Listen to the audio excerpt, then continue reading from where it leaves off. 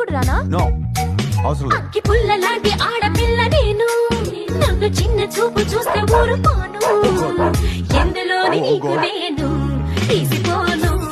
హ్యాపీయా? నా సంగతేంటో తెలుసుకోవా, ఏయ్. పోను అచ్చమైన పల్లె రాని పిల్ల నేను, పచ్చి పైర గాలి పీల్చి పెరిగినాను.